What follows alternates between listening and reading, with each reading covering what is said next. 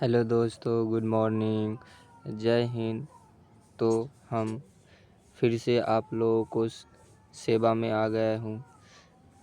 हम इतने दिन से आप लोगों को सेवा नहीं कर रहे थे कुछ प्रॉब्लम के कारण। तो आज हम फिर आप लोगों को प्रत्येक दिन आपके सेवा में हाजिर रहूँगा। तो चलिए देखते हैं, तारकाय यानी कि सेंट्रोसोम के बारे में आज पढ़ेंगे। और यह एक थ्योरी क्लास है, आप लोग इसे याद करें। यह हर एक कॉम्पिटिटिव एग्ज़ाम और स्टेट एग्ज़ाम के लिए अति महत्वपूर्ण है। ठीक है, तो पहला पॉइंट है कि यह संरचना जो तारकाय है, यह संरचना केवल जंतु कोशिका में ही पाई जाती है। यह संरचना कहाँ पाई जाती है? तो सिर्फ और सिर्फ जंतु कोशिका में ही पाई जाती है। तो जो तारकाय है ना, वो सिर्फ जंतु कोशिका में पाया जाता है, जंतु कोशिका में पाया जाता है, और यह पादप कोशिका में नहीं पाया जाता है। ठीक है, उसके बाद कहता है इलेक्ट्रॉन सूक्ष्मदर्शी से देखने पर यह बेलन जैसा दिखता है और इसके चारों ओर वृत्तीय क्रम में व्यवस्थित धागे जैसी संरचना होती है। इस संरचना को अरेस्टोरेसिस कहते हैं। ठीक है, तो ये जो सेंट्रोसोम है, सो एक प्रकार की वृत्ताकार संरचना होती है, एक प्रकार की बेलनाकार संरचना होती है। और बेलनाकार संरचना होने के कारण इसमें इसके चारों ओर एक झिल्ली जैसी संरचना होती है। ठीक है, तो ये तारका है, ये सिर्फ जंतु कोशिका में पाया जाता है। तो क्वेश्चन पूछा जाएगा कि निम्न में से किस में सेंट्रोसोम की उपस्थिति होती है? तो आप लोगों को बता दूं कि इसका आंसर जंतु होगा। क्या होगा? जंतु कोशिका होगा, क्योंकि पादप कोशिका में सेंट्रोसोम नहीं पाया जाता है। और सेंट्रोसोम की आकृति बेलनाकार होती है और इसके चारों ओर वृत्तीयकार यानी कि घुमावदार जैसी धागे जैसी संरचना स्थित होती है। आशा करता आप लोग इसको सही समझ गए होंगे। दूसरा पॉइंट कहता है प्रत्येक सेंट्रोसोम के अंदर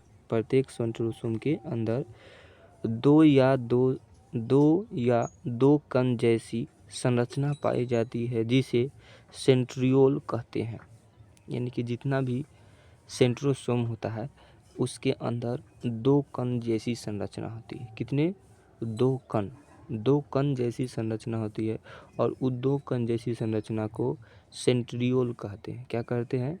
तो सेंट्रियोल कहते हैं। अगला पॉइंट कहता है सेंट्रोसोम का नामकरण टी बोवेरी द्वारा किया गया था। तो सेंट्रोसोम का नामकरण किसने किया था?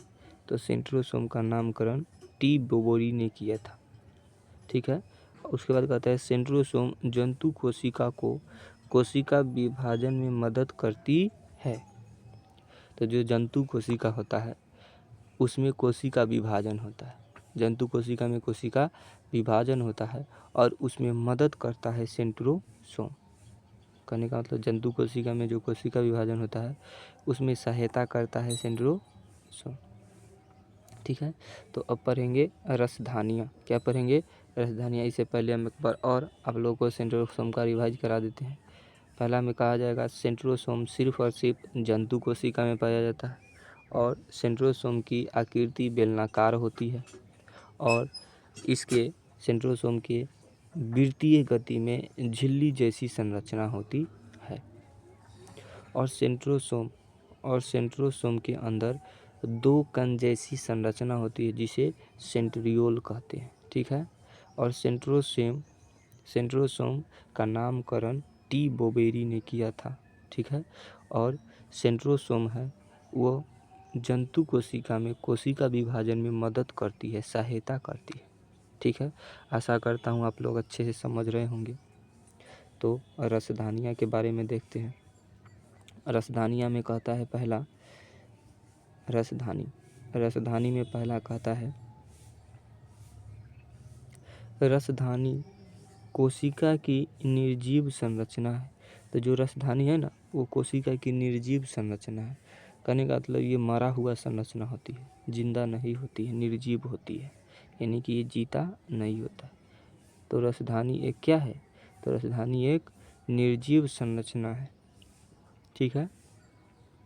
रसधानी मुख्य रूप से पौधे की कोशिका में पाई जाती है। जंतु कोशिका में काफ़ी छोटे आकार की रसधानी पाई जाती है या नहीं भी पाई जाती है। कहने का मतलब है पहला नंबर तो रसधानी है। तो रसधानी एक निर्जीव संरचना है। रसधानी एक निर्जीव संरचना है। दूसरा बात ये मुख्य बात है कि जो रसधानी है वो मुख्य रूप से पादप कोशिका में ही पाई जाती है। पादप यानी कि पौधे की कोशिका में ही ज़्यादातर रसधानी पाई जाती है। और जंतु कोशिका में भी रसधानी पाई जाती है, लेकिन बहुत छोटे आकार का, और कहीं कहीं तो नहीं भी पाई जाती है। तो दोस्तों ऑप्शन के हिसाब से आप लोगों को आंसर लगाना पड़ेगा। ठीक है।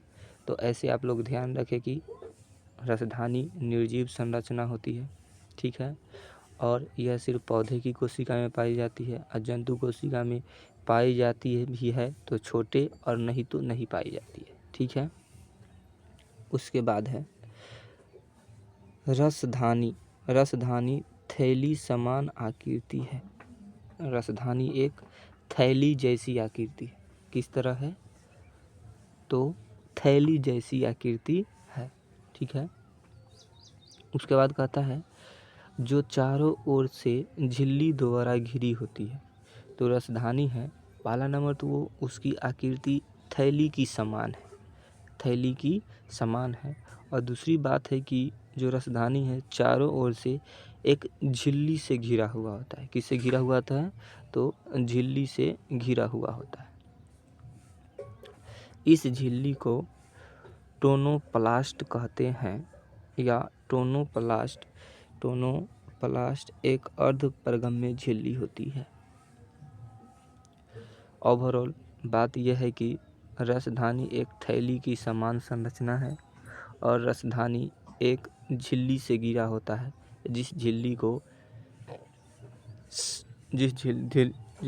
को टोनोप्लास्ट कहते हैं। तो रसधानी जिस झिल्ली से घिरा होता है उस झिल्ली को क्या कहते हैं? तो टोनोप्लास्ट कहते हैं। ठीक है। उसके बाद अगला पॉइंट कहता है पौधे की रसधानियों में कोशिका रस भरा होता है। तो पौधे के रसधानी में क्या भरा होता है? तो कोशिकीय रस भरा होता है। रस का मतलब रसधानी। उसके बाद कहता है कोशिका रस पौधे की कोशिका में जीव द्रव्य का निर्माण करती है। तो जो पौधे की कोशिका होता है उसमें जो पौधे की रसधानियाँ होता है उसमें कोशिका रस भरा होता है। पौधे की रसधानियों में क्या भरा होता है? कोशिका रस भरा होता है, जो कोशिका के जीव द्रव्य के निर्माण में काम करती है। कहने का मतलब जो रसधानी है ना, रसधानी वही है सो जीव द्रव्य का निर्माण करती है। रसधानी ही पौधे में जीव द्रव्य का निर्माण करती है। ठीक है। उसके बाद अगला पॉइंट कहता है रसधानी जंतु में जल संतुलन बनाए जल संतुलन बनाए रखने का कार्य करती है। कहने का मतलब जो रसधानी है वह जंतु कोशिका में जल का संतुलन बनाए रखने में काम करती है। क्या करती है? तो जल का संतुलन बनाए रखने में काम करती है। उसके बाद अगला पॉइंट कहता है कुछ एक कोशिकीय जीव जैसे में कहता है प्रोटोजुआ एक कोशिकीय जीव है। कुछ एक कोशिकीय जीव की रसधानियाँ संकुचनशील होती है। तो जो कुछ एक कोशिकीय जीव है जैसे प्रोटोजोआ है, इसकी जो कोशिका होती है वो संकुचनशील होती है। क्या होती है? तो संकुचनशील होती है। और यह रसधानी शरीर से अपशिष्ट तरल पदार्थ का संग्रह कर बाहर निकाल देती है। क्या करती है? तो बाहर निकाल देती है। तो ये रसधानी यह शरीर से जो अपशिष्ट पदार्थ होता है वो सभी अपशिष्ट पदार्थ को बाहर निकालने में काम करती है। तो रसधानी का काम क्या है? तो जो रसधानी है वो एक कोशिकीय जीव जैसे प्रोटोजोआ है, इसमें इसका कार्य अपशिष्ट पदार्थों को बाहर निकालना है। ठीक है। इसके बाद कहता है, अगला पॉइंट है कोशिका द्रव्य। कोशिका द्रव्य में पाए जाने वाले कुछ नवीन संरचना का पता जीव वैज्ञानिक ने लगाया जो इस प्रकार है। तो जो कोशिका है, कोशिका द्रव्य, उसमें कुछ ऐसे संरचना होती है उसका पता नया वैज्ञानिक लगाया है और वो संरचना निम्न प्रकार के हैं। यहाँ 4 प्रकार के दिया हुआ है, जिसमें से पहला है जिसमें से नीचे दिया गया, इसमें से पहला पॉइंट कहता है एस्पिरोसोम्स। इसे पौधे की कोशिका का लाइसोसोम कहा जाता है। यह वसा का संश्लेषण तथा संग्रहण करता है। तो ये जो एस्पिरोसोम्स है, एस्पिरोसोम्स का मुख्य काम है पौधा, कहाँ पे? पौधा में वसा का संश्लेषण करना और संग्रहण का कार्य करना। ये जो एस्पिरोसोम्स है, इसे पौधा का लाइसोसोम कहा जाता है। एस्पिरोसोम्स को क्या कहा जाता है? तो एस्पिरोसोम्स को पौधा का लाइसोसोम कहा जाता है। और यह एस्पिरोसोम्स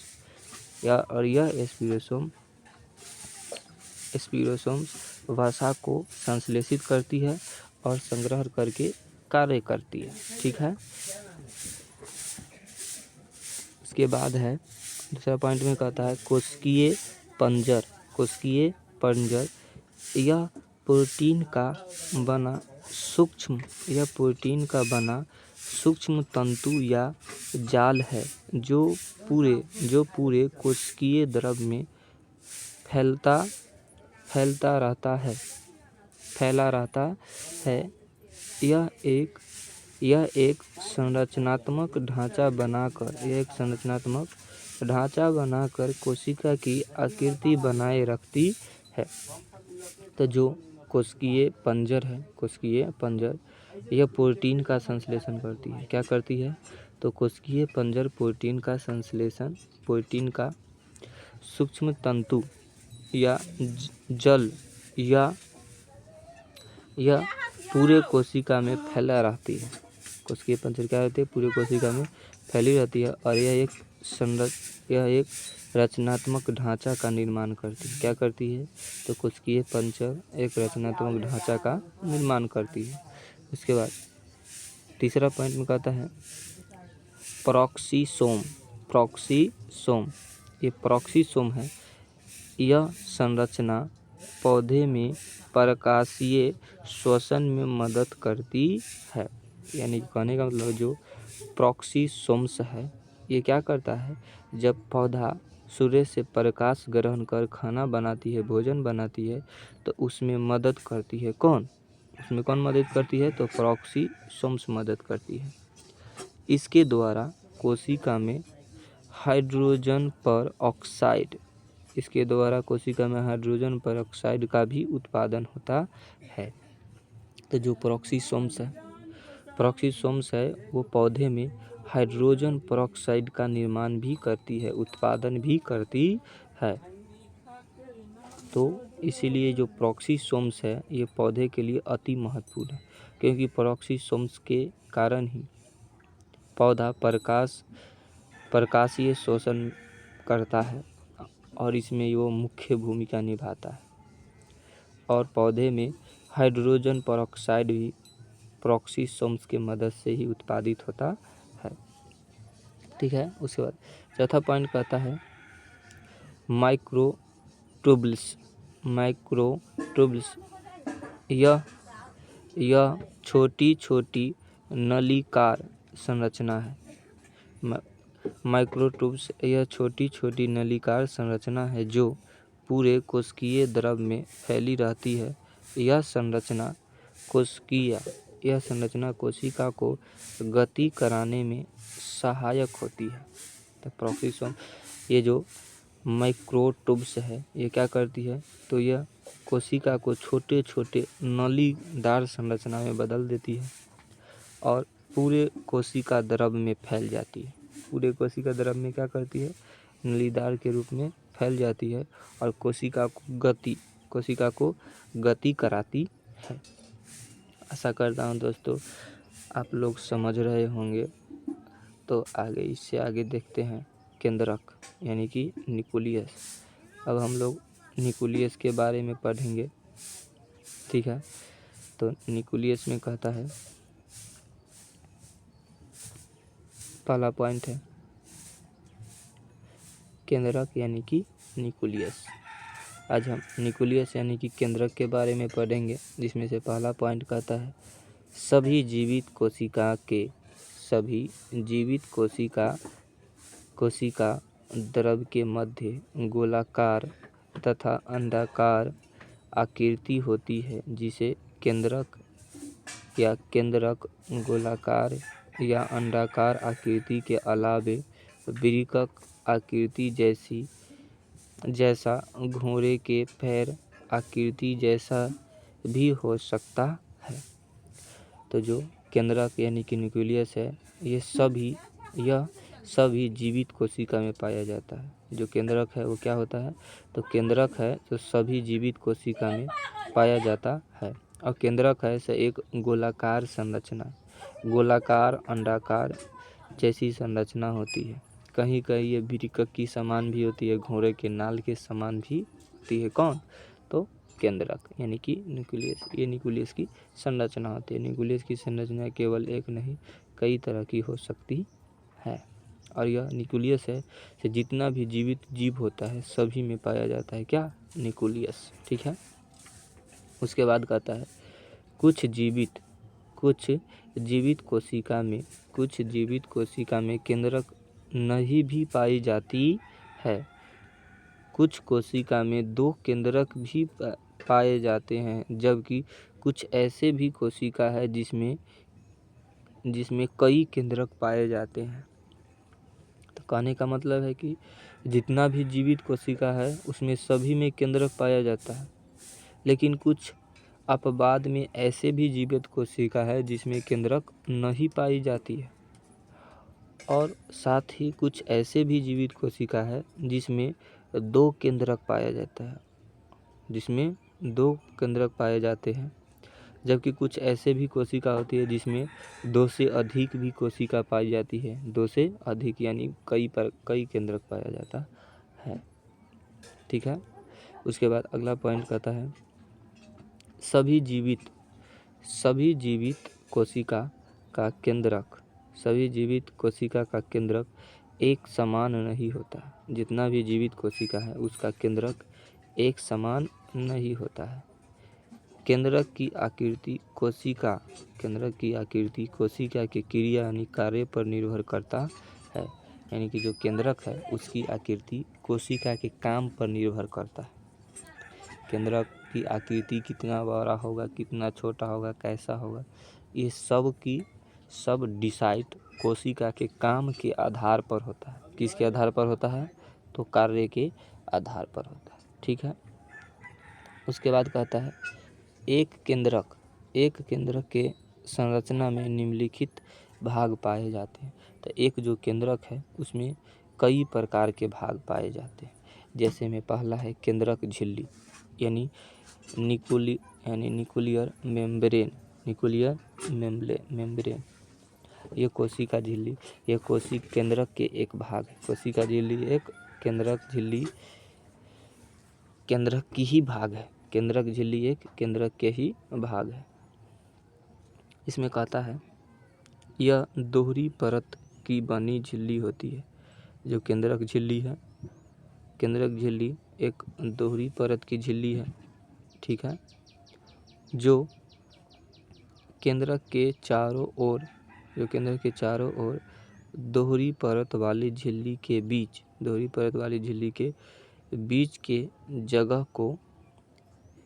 के जगह को प्री न्यूक्लियर स्पेस कहते हैं। केंद्रक झिल्ली की बाहरी परत अंतःपरद्रव्य जालिका से, जबकि भीतरी परत क्रोमेटिन नेटवर्क से जुड़ा रहता है।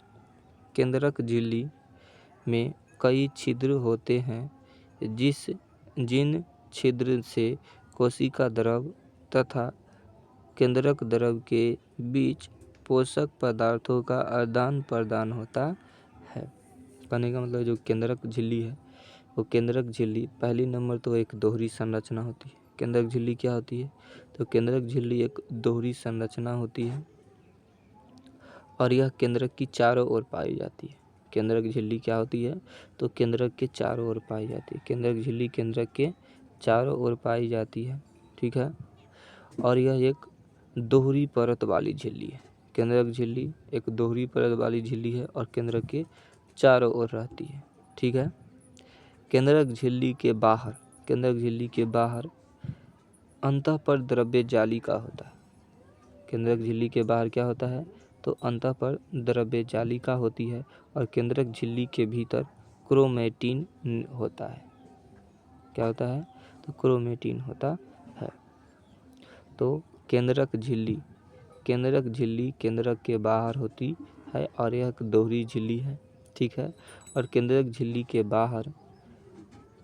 के बाहर अंतःपरद्रव्य जालिका होती है और केंद्रक झिल्ली के भीतर क्रोमेटिन नेटवर्क होता है।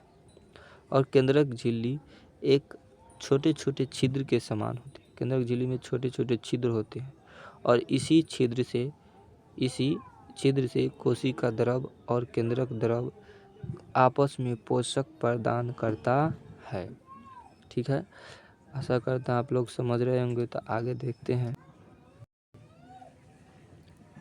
उसके बाद दूसरा पॉइंट कहता है, केंद्रक का दूसरा पॉइंट है केंद्रक द्रव। केंद्रक झिल्ली का दूसरा पॉइंट क्या है? केंद्रक का दूसरा पॉइंट है, पहला पॉइंट था केंद्रक झिल्ली और दूसरा पॉइंट है केंद्रक द्रव और तीसरा पॉइंट है क्रोमेटिन जाल। तो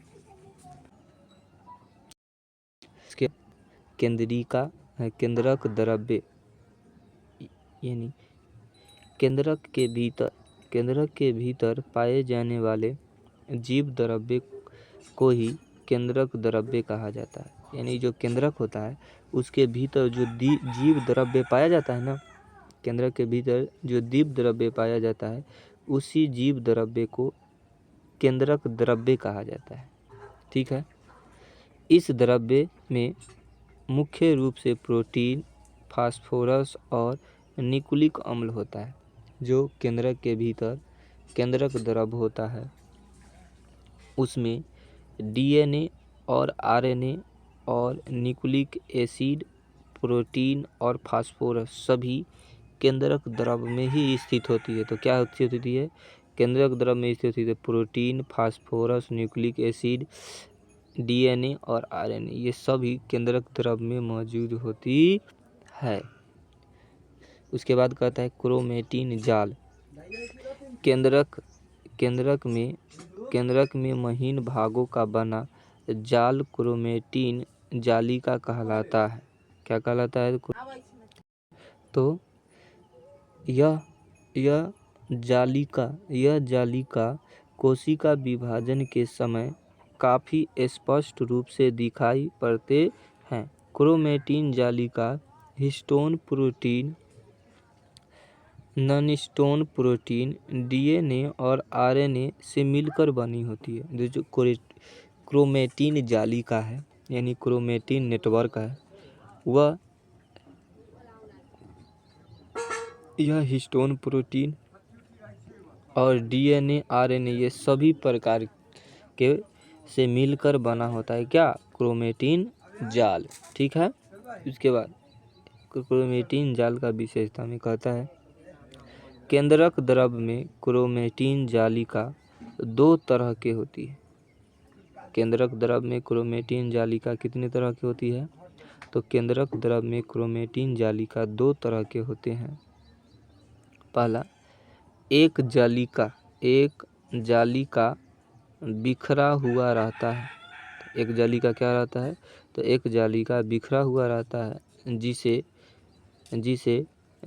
यूक्रोमेटिन कहते हैं, तथा एक जालिका बहुत ही सघन और सख्त रहता है जिसे हेटेरोक्रोमेटिन कहते हैं। यूक्रोमेटिन सक्रिय रहते हैं जबकि हेटेरोक्रोमेटिन निष्क्रिय रहते हैं। ठीक है। इसके बाद कहता है कोशिका विभाजन के समय क्रोमेटिन जालिका एक नई छड़ जैसी संरचना के रूप में बदल जाती है। तो जो क्रोमेटिन है, जब कोशिका का विभाजन होता है तो ये क्रोमेटिन है वो छड़ की संरचना ले लेती है। तो किसकी संरचना लेती है? तो छड़ की समान संरचना ले लेती है। तब इसे गुणसूत्र कहते हैं, यानी क्रोमोसोम कहते हैं। तो जो क्रोमेटिन वह जब कोशिका विभाजन का समय होता है, जब कोशिका विभाजन करती है, उस समय क्रोमेटिन छड़ की आकृति ले लेती है और उस छड़ की आकृति को ही क्रोमोसोम यानी कि गुणसूत्र कहते हैं। उसके बाद है केंद्रिका में कहता है केंद्रक द्रव में एक छोटी गोलाकार संरचना रहती है। केंद्रक द्रव में एक छोटी गोलाकार संरचना रहती है जिसे केंद्रिका कहते हैं। यानी कि केंद्रक के अंदर भी एक छोटी सी गोलाकार संरचना होती है, उसे ही केंद्रिका कहते हैं। इसकी खोज फोंटाना ने किया था। तो केंद्रिका का खोज किसने किया था? तो फोंटाना के द्वारा की गई थी। केंद्रिका की खोज किसके द्वारा की गई? तो फोंटाना के द्वारा की गई थी। केंद्रिका में आरएनए का संश्लेषण होता है। केंद्रिका में किसका संश्लेषण होता है? तो केंद्रिका में आरएनए का संश्लेषण होता है। राइबोसोम का निर्माण और यह कोशिका विभाजन के समय केंद्रक को सहायता प्रदान करता है। तो जो केंद्रिका में आरएनए का भी संश्लेषण होता है, राइबोसोम का भी निर्माण होता है और यह कोशिका विभाजन के समय केंद्रक की सहायता भी करता है। कौन? तो केंद्रिका। ये सब केंद्रिका का कार्य है। उसके बाद पॉइंट कहता है कोशिका के भीतर होने वाली समस्त कार्यों एवं गतिविधियों का नियंत्रण केंद्रक द्वारा ही किया जाता है। केंद्रक को कोशिका का मस्तिष्क कहा जाता है। यानी कि कोशिका के भीतर जितना भी समस्त कोशिका है, उसके भीतर जितना भी कार्य होता है, काम होता है, वो सभी काम पर नियंत्रण, कंट्रोल केंद्रक के द्वारा किया जाता है। इसीलिए केंद्रक को कोशिका का मस्तिष्क कहा जाता है। क्या कहा जाता है? तो कोशिका का मस्तिष्क कहा जाता है। ठीक है। आशा करता हूँ दोस्तों आप लोग अच्छे से समझ गए होंगे। तो आगे देखते हैं। आगे कहता है कोशिका यानी कि प्रोकैरियोटिक तथा यूकैरियोटिक कोशिका। तो हम लोग प्रोकैरियोटिक और यूकैरियोटिक कोशिका को अगले पार्ट में देखेंगे। और दोस्तों आप लोगों को अच्छा लगा होगा तो प्लीज़ लाइक और सब्सक्राइब कर दें। जय हिंद।